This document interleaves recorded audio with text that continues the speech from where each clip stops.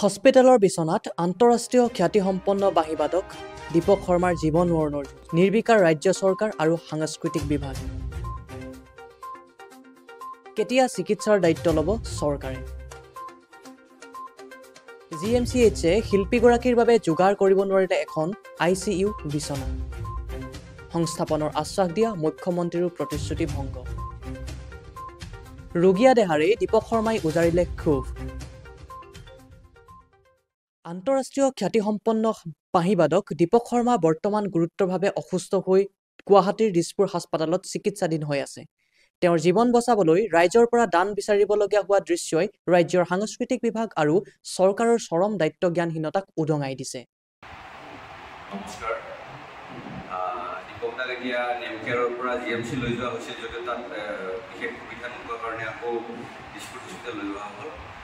এতিয়া দীপক দাৰ কাৰণে যথেষ্ট আমাৰ চিকিৎসাৰ কাৰণে অৰ্থৰ প্ৰয়োজন হৈ পৰিছে। গতিকে অসমৰ ৰাইজক পুনৰ আহ্বান জনাইছোঁ, আপোনালোকে যিমান পাৰে দীপক দাৰ কাৰণে নৈ বোৱাই দিয়ক, সাহায্যৰ নৈ এখন বোৱাই দিয়ক। ৰাইজে নখ জোকাৰিলে নৈ ব'ব, সেই নৈখন বোৱাই দিয়ক। আমি দীপক দাৰ লগত গোটেই আছোঁ, নিপেন দা আহিছে, এনাৰৰ পৰা দাদা আছে, বিষ্ণু দা আছে, সকলো আছোঁ। গতিকে আমি দীপক দাৰ সুচিকিৎসাৰ বাবে অৰ্থৰ অজস্ৰ প্ৰয়োজন হৈ পৰিছে, সীমাহীন প্ৰয়োজন হৈ পৰিছে। ৰাইজৰ সহযোগত কিন্তু এইটো সম্ভৱ হ'ব। আমি সেই আহ্বান জনালোঁ আপোনালোকে। যকৃত সংৰোপণৰ দৰে জটিল আৰু ব্যয়বহুল চিকিৎসাৰ প্ৰয়োজন হোৱা শিল্পীগৰাকী এতিয়া তীব্ৰ আৰ্থিক সংকটত ভুগিছে।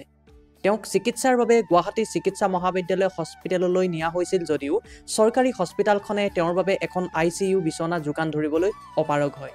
দীপক শৰ্মাক তেওঁৰ পত্নীয়ে যকৃত দান কৰাৰ পাছতো শৰীৰে তাক সম্পূৰ্ণৰূপে গ্ৰহণ নকৰাত পুনৰ O পজিটিভ গ্ৰুপৰ যকৃত সংৰোপণ কৰাটো প্ৰয়োজন হৈ পৰিছে। ৰোগগ্ৰস্ত অৱস্থাৰেই বাঁহীবাদকজনে সংবাদ মাধ্যমৰ আগত ক্ষোভ প্ৰকাশ কৰি কয় যে মুখ্যমন্ত্ৰীয়ে তেওঁক চাকৰি আশ্বাস দিও পৰৱৰ্তী সময়ত সেয়া পূৰণ নকৰিলে, যাৰ ফলত তেওঁ আজীৱন আৰ্থিক দুৰৱস্থাত ভুগিবলগীয়া হৈছে। এটা ভিক্ষাৰী হ'বলৈ গৈ আছে দীপক শৰ্মা বুলি সংবাদ মাধ্যমৰ আগত তেওঁ আক্ষেপ কৰে। বিশ্ব দৰবাৰত 42 বাৰকৈ অসমৰ নাম উজ্বলোৱা শিল্পীগৰাকীৰ এই সংকটৰ সময়ত ৰাজ্যৰ সাংস্কৃতিক পৰিক্ৰমা বিভাগৰ কোনো এগৰাকী প্ৰতিনিধি এতিয়ালৈকে তেওঁৰ কাষত উপস্থিত নোহোৱাটোৱেও ডাঙৰ প্ৰশ্নৰ সৃষ্টি কৰিছে। আন্তঃৰাষ্ট্ৰীয় খ্যাতিসম্পন্ন এজন শিল্পীৰ জীৱনক চৰকাৰে এনেকৈ আওকাণ কৰা কাৰ্যত গুণমুগ্ধসকল ক্ষুব্ধ হৈ পৰিছে।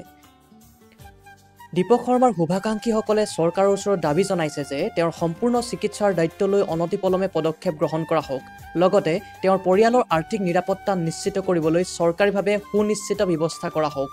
সচেতন মহলে মন্তব্য কৰিছে যে এজন আন্তৰ্জাতিক শিল্পীক এনে দুৰ্বিষহ জীৱন যাপন কৰিবলৈ দিয়াটো চৰকাৰ আৰু সাংস্কৃতিক বিভাগৰ বাবে চৰম লজ্জাজনক। নিউজ ডেস্ক ৰিপৰ্ট, বাৰ্তা টক্স অসম।